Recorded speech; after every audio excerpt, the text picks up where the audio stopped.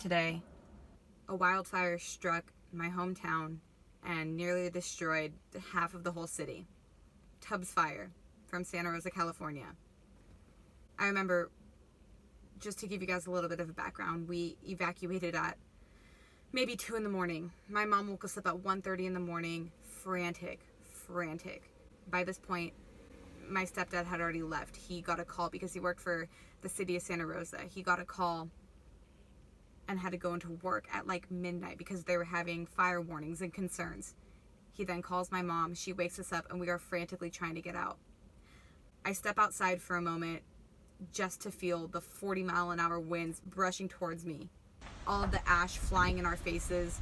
The smoke is so cloudy. The sky is so cloudy, and we were just frantic to get out. I couldn't find my cat. My cat was horrified. My dog was excited. She thought we were going on a trip. There were flames that were just flying through the air. And there was one in particular that kept landing in our backyard. And I remember my mom running out to the backyard in her robe, nothing else, trying to put out this flame, screaming to our neighbors, "Are you guys okay? Are you guys okay?"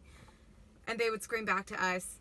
And she would try and put out this fire while I would try and pack some of her stuff, make sure she had her things.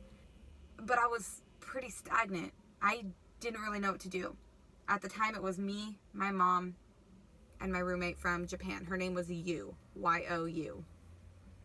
And it's funny because sometimes you think to yourself, oh, what would happen if a natural disaster happened? Or what would happen if I can only take X amount of things with me?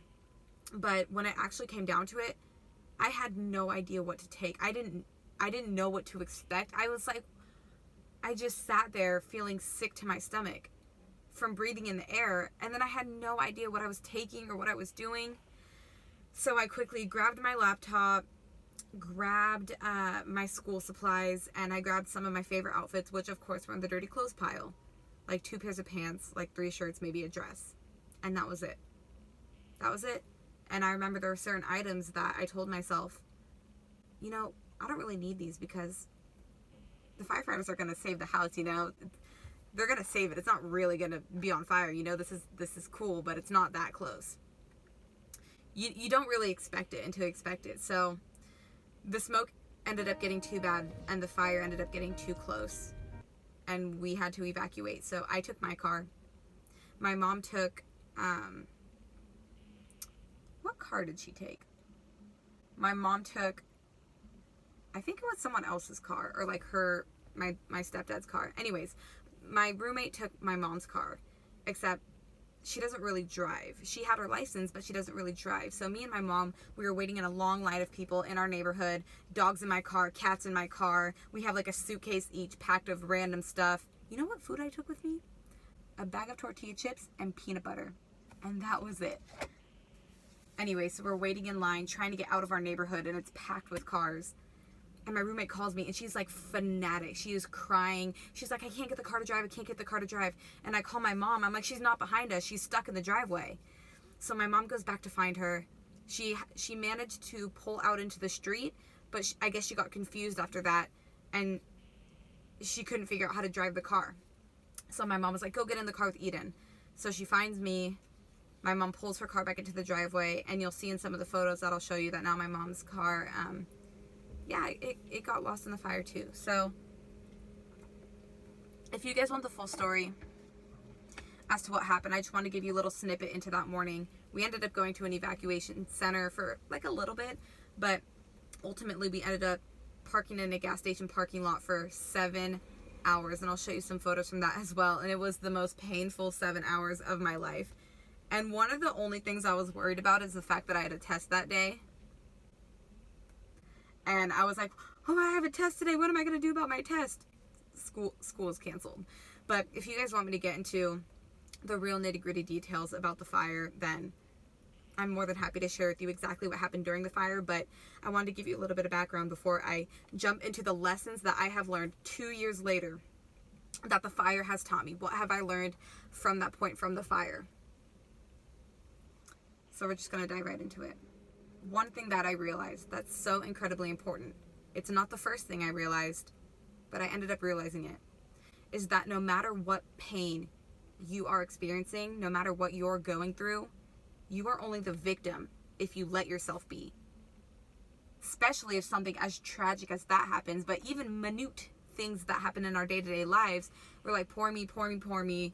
Why is the universe against me? You know, like when you wake up, something upsets you, then you drop a pencil and you cry, and then you stub your toe, and then life's just over. It's easy to fall into that victim mindset and stay in a state of stress, especially if you don't have the mechanisms and the tools to get yourself out. That's a victim cycle. It just loops around and round and round. It's against you. It's against you. You don't have to take that role. And I didn't realize this until so long after. I fell into such a depressed state, and I think part of me didn't realize it until after of how depressed I was and how I was going out and drinking so much, and I didn't even realize it.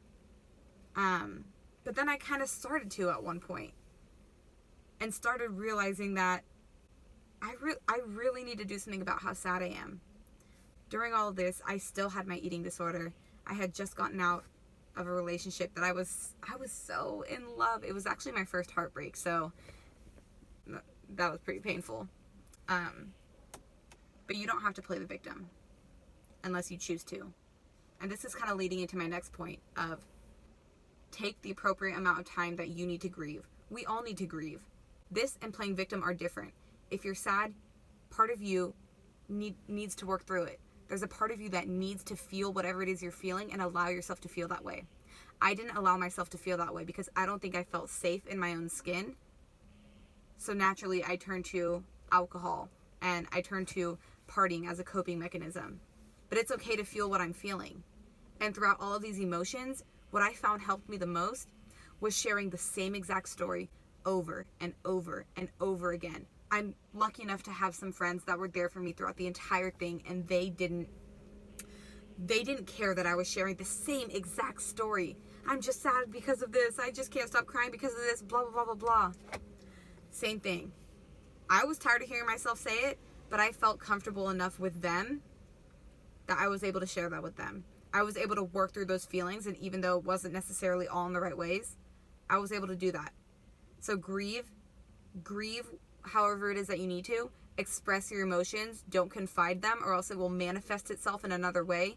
And unresolved pain will always stay inside of you if it's not released, and it will pile up and manifest itself in one way or another. Maybe you'll argue with a loved one. Maybe you'll get in a fight. Maybe it'll reflect in your eating patterns. Maybe you will binge eat. The next lesson that I learned is that your pain does become your power if you let it. This goes back to the victim role. You can see how these are building on top of each other, but they're not all in any particular order, just in the order that, I realized that that's kind of what happened. And stick with me on this one. Your pain can turn into your power. You will be in a much better position once you heal yourself and be your own best client and your own best test dummy, if you will, to create your own happiness and create the life that you want. If you gain knowledge and you learn and you open up that door and avenue to figure out, not necessarily why this happened, you don't have to know that, but what can you make of it? What can you learn from it? And then if you want, you can go on to help other people who are struggling with it, or similar things, or loss, or grieving. You can't help somebody overcome something that you've never been through. You've never been where they are, but if you understand certain feelings, you have a different level of empathy for people who have been there. Let whatever trauma that you're feeling and the traumatic experiences from the fire, it opened up a window for me to begin getting curious and asking myself questions. And wondering what I can learn from this. What can I do with this? I'm stuck with this. So if I let myself live in the past, and sure, I need to see a therapist, and I did see a therapist, and I did have PTSD. Sometimes I still do. But you still have to let this all be an avenue to help you learn. Which brings me into my next tip, which is that life tip. I'm telling you what I learned, and now I'm just over here trying to coach you. But if you do allow me to step into a role of a coach and offer you some of these tips in any way that I can, if there's anyone in particular that resonates with you, I highly encourage you to just jot it down in your little toolbox. So what a toolbox is, and I'm just going on a jamble real quick, is you open up a page in a notebook and you write my toolbox. And every time you find something that helps you cope with something, or you're like, oh, this makes me feel good or this makes me happy. You write it in your toolbox. Over time, you accumulate all of the things that make you feel really good. So if you're experiencing some type of pain and you don't necessarily know what the step is to get yourself out of it, you open your toolbox and you just read some of the things that you wrote down that make you feel good. If you want me to do a whole video on that, let me know in the comments below. And if you're enjoying what I'm saying so far and you're here with me for this journey and for the story, I would love it if you join my family and press the subscribe button so we can grow together and grow in this community of turning our pain into our power and creating a life of self-confidence and happiness and love. Because if there's one thing that I'm certain of, it's that I've never been as happy in life as I am right now. I am so happy and I feel so blessed to have the experiences that I have. And no, I wouldn't trade it for the world. I wouldn't trade it for the world, because it made me into the person that I am today. And you have to believe that there's a reason why things are happening, even if you don't understand it at its core or at first. It will come to you if you keep that optimistic mindset and you seek out the resources, whether that's talking to a friend or gaining knowledge that you need to overcome whatever it is you're struggling with, and turn it into something that can benefit you long term and in life. Don't stay in that place of sorrow. Something that I want to share that the fire taught me, and it's probably one of the biggest lessons, that and the heartbreak, because they happened pretty much in the same week. My parents have always tried for me. They've always tried to do what they can and given me what they can. No, we didn't have a lot, but they did their best. I didn't have my dad around, but I know that he loved me. He still does love me. Had my stepdad. They did what they could for me. Sorry about that, guys. What I was saying was, meanwhile, my best friend, who's been my best friend for many, many years, girl, if you're out there watching this, I love you, and I'll see you in a few weeks. She didn't grow up with as much. She grew pretty much with her grandma. Her family was pretty absent and not there in all the ways that they could have been. And she struggled a lot, moving from house to house, hardly having any money. And she's been through far more breakups than I have. And what I realized after my breakup, first of all, is that I've never been in a place where I've had my heart broken. I've never experienced that. I've always been the heartbreaker, you know? So I really believe that the universe wanted me to be able to empathize with people who have experienced that, so I can be there for them in a better way and understand where they're coming from. I think that was a test and a lesson and an opportunity for me to be there for my best friend, because I wasn't when she needed me, because I didn't know how.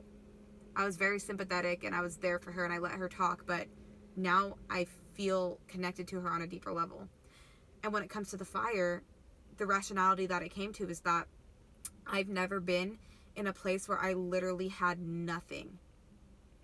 And she's had a lot of moments in her life where she's had nothing. And I really, truly believe that the universe was like, I'm going to take everything away from you, and see how you handle it. I'm going to take everything from you and see what you make of it. Everything. And that's exactly what happened. The universe wanted me to be able to empathize better with people who have nothing. I remember right before the fire, I just had cleaned out my closet and given my best friend a bunch of clothes for herself. And then right after the fire, she came back to me with all of those clothes and she said, here, have these back. You need these. I've never had as much support from anyone as I have from my best friend. So if you have anybody around you who can help you during this hard time, and even if it's hard to reach out, I promise you it will feel better to get what's on your mind off your mind if you talk to somebody. So if you are fortunate enough to have somebody you could talk to, even if it's a parent, do it. Talk to me. I know I don't know you, but in a way I feel connected to the people that I talk to on here and the people that at least I can reach with my videos, because I have such a deep love and care for the experiences that everybody has. And I want to show that in the ways that I can, and I think this is one of my methods for reaching out in that way. I don't want to make this video too long, so if you want me to do a part 2 of either more lessons that I've learned or the entire story start to finish of the fire, my feelings throughout the whole thing, what I did to cope with it immediately after, and all of the details and intricacies, let me know. But all I can tell you at this point is that 2 years later, and I am a whole fucking different person. If you knew me 2 years ago, you would have no idea who I was. so insecure, so sad, bulimic, depressed, PTSD, losing weight like crazy. All I ate was peanut butter. Oh my God. Heartbroken, to where I am now. And now I'm speaking to younger people. I'm speaking to younger audiences, and I've been fortunate enough to speak in prisons, and I was fortunate enough to speak in Fiji with my business coach, and just reaching these audiences of people with my message and my story and the things that I've gone through. But we all have a story at the end of the day. You know, we all have what's made us who we are. And whether you're still struggling with that, or whether you're over it, or whether you've made something of it or not, it's your story. And you never know somebody else's story. But we've all learned stuff from those experiences. So if you can relate to anything that I'm saying, or if this brings up a story in your eyes and you're like, wow, that was huge, let me know. You can email me at edengold527, EDENGOLD527 @gmail.com, and share your stories with me. I love connecting with you guys there. I especially love when you guys send me messages on Instagram. Oh my God, they're my favorite. I screenshot so many of them, guys. They make me feel happy when I'm sad. And it's EdenGold_. And I think that's all. I'm going to hop off for now. I hope you guys enjoyed this video. I'm going to get it up as soon as possible. And I love you guys. I really feel like I'm talking to my friends right now. Alright guys, I'm out of here. And if you haven't already, it would mean so much to me if you subscribe to my channel and you're ready to go on this journey of building ultimate confidence and turning your pain into something that inspires you and encourages you to have the best and happiest life that you can. That's what this page is all about. Lifestyle hacks and tips and tricks and all the above. You know what I'm saying? I haven't danced at all. This has been pretty serious, so we should get in it. Alright guys, so I'm going to head out for now. I hope you enjoyed these lessons. Start on that toolbox. Catch you Friday.